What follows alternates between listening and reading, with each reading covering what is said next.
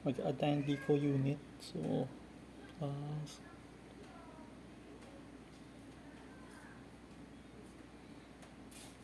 Deco unit.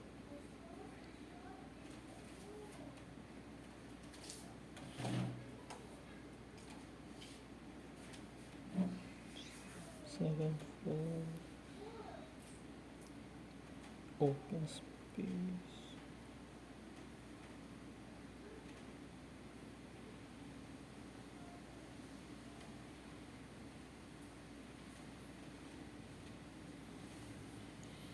Plug in Deco.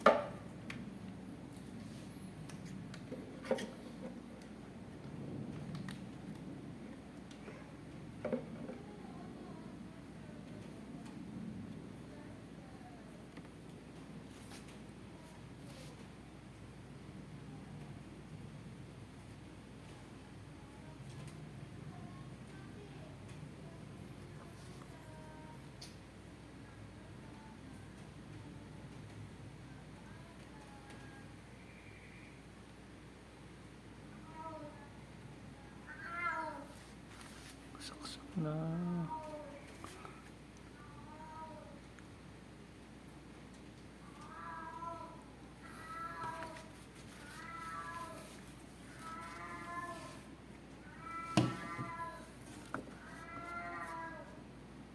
Ayun, power up na.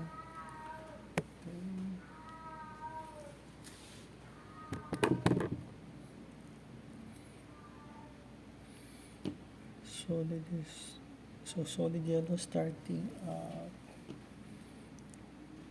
blue. Dapat yung blue.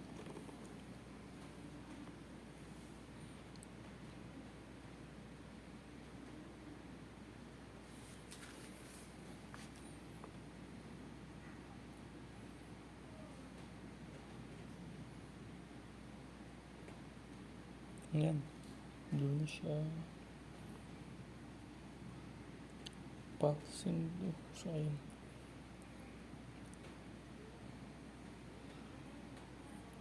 Napatitect natin sa phone.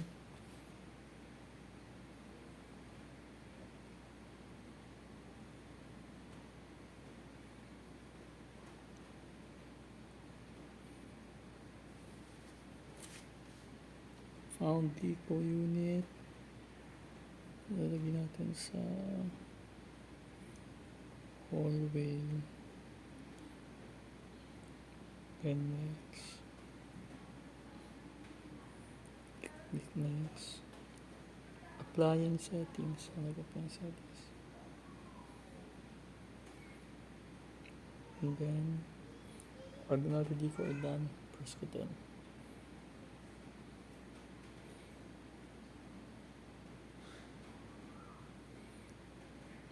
So, main ko, study, tapos meron ding hallway sa second floor.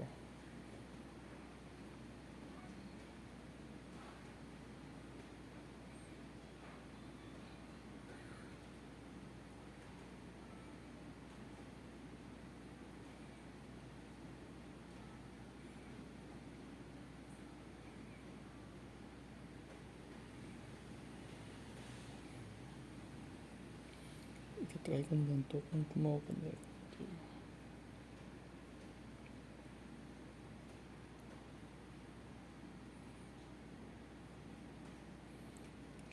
Signals. Ito.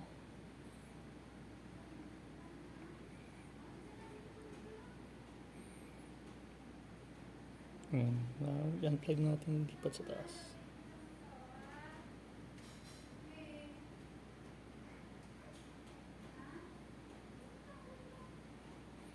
Ayan.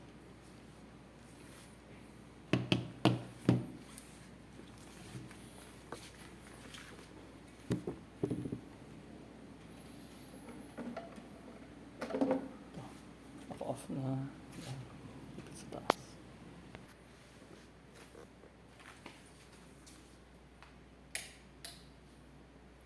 So ngayon, nasa second floor tayo, inilipat ko siya. So, yan.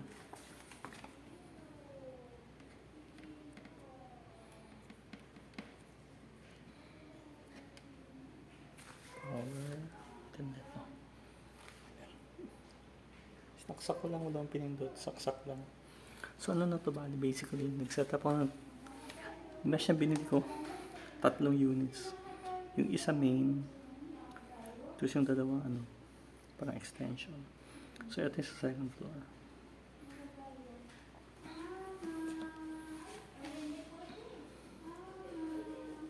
Ito yung hallway. Hallway is offline, still offline. Kaya naka-red siya.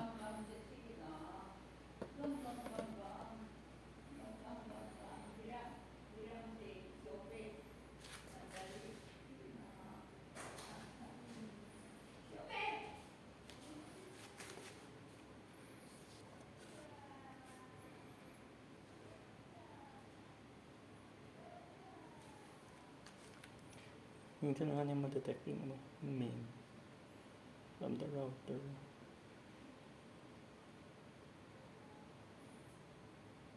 Yeah. So, white na siya. Then, white siya, offline pa rin dito.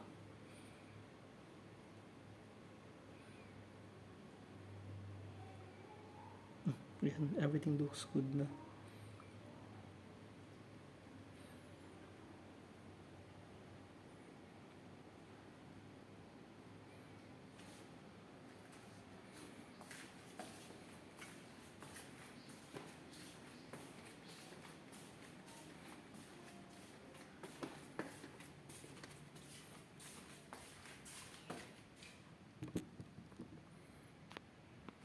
Second floor, Second floor CR to. Dati walang signal dito. Ngayon, kung titingnan natin dito, may bar siyang 5 full bars. Dati kung direct sa internet, walang mesh. 0 bar siya. Nung nag-try naman ako na gumamit ng extender, yung Xiaomi extender, 1 to 2 bars. Tapos 2 na band bali. 2.4 na band yung nakuha. Ngayon, na-maintain yung 5 na gigahertz na band. Yun yung bago.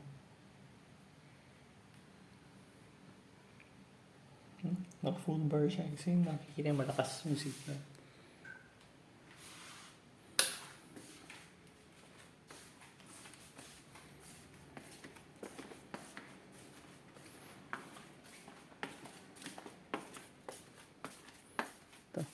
Ito another area na walang signal dito dati. So medyo nasa edge tayo ng isang kwarto. Ayan. 60. So far okay siya. So effective so far yung mesh. Okay. Mas effective yung mesh kaysa sa extender sa bahay namin. This is basically 2-story house na may makapal yung mga semento namin. So nasa open space yung mesh dito sa second floor. Nasa open space. Pangit ang tingnan. Pero effective. Punta ako sa another room. Ayan. Yung 5 bars pa rin. So hindi basta-basta mawala yung 5 bars. Yun. So 4 bars na daw.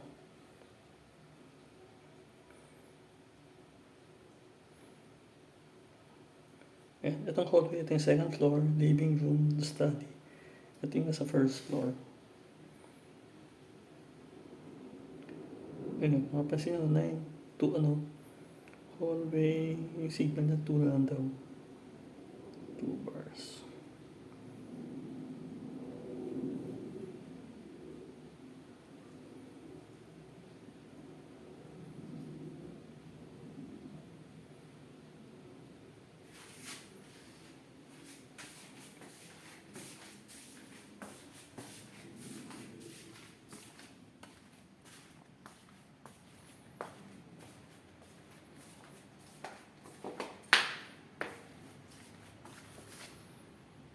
So ayan, steady lang siyang naka-white.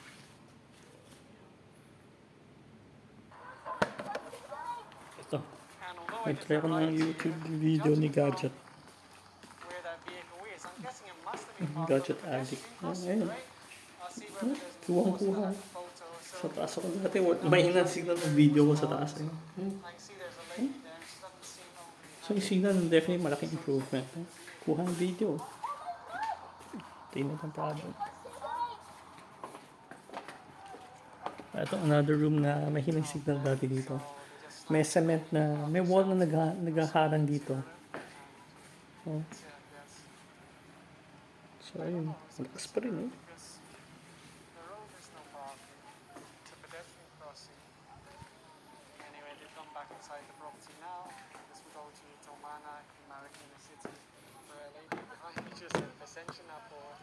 But I wish you could understand my job. And of course he said something like, I hope you can understand my job also. Because at the end of the day, I doubt the bosses also want to be out there standing in the rain. And it's dangerous. It's very dangerous to be doing roads when it's raining. Ito try ko rin. Ito isa sa kong pinto dito sa CR. Tingnan natin gano'n kalakas pa yan. Full bar po din eh. Ito, buwaba siya ng konti. Buwas ng 1 bar.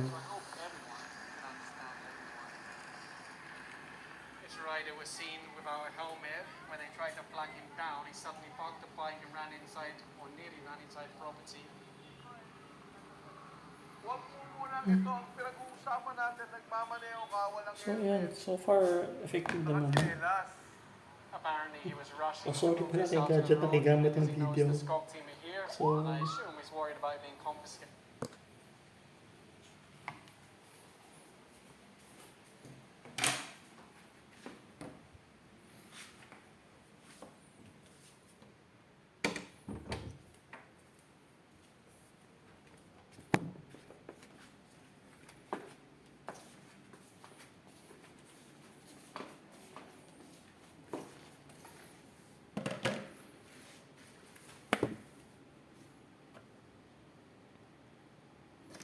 so yan ang setup ng mesh namin ay TP-Link bali. TP-Link S7.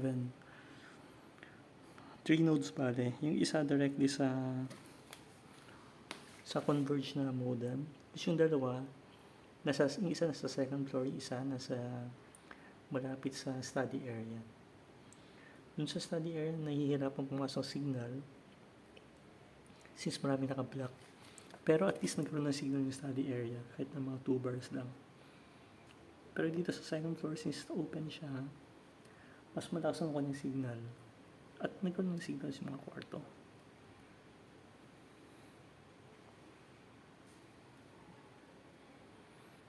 Pangit na nga. So kailangan kong gawa ng solution. Pangit na nga siya. Pinatong lang sa upuan.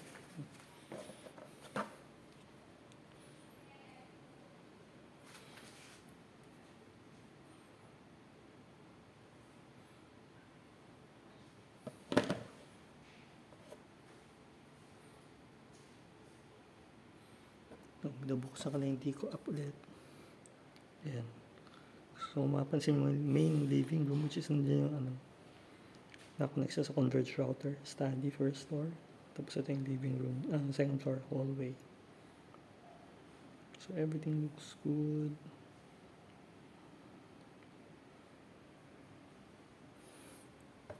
Wi-Fi settings ay.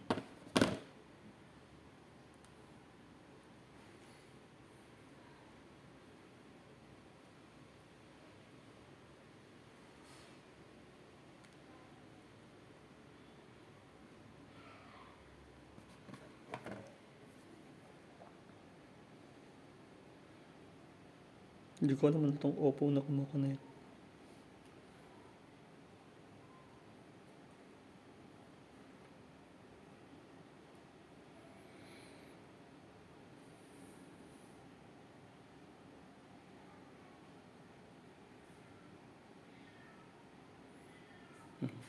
Pero so far, okay naman siya. So,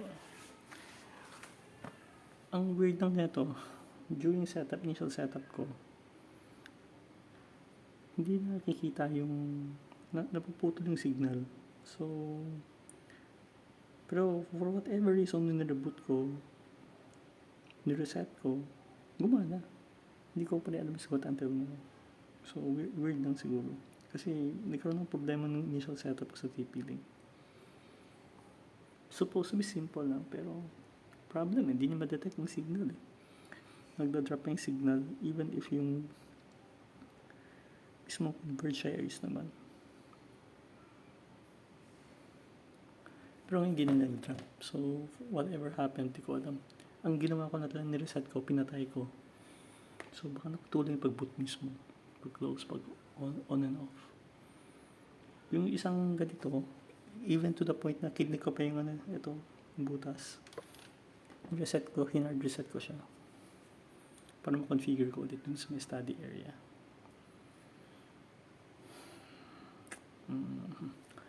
So, ayun.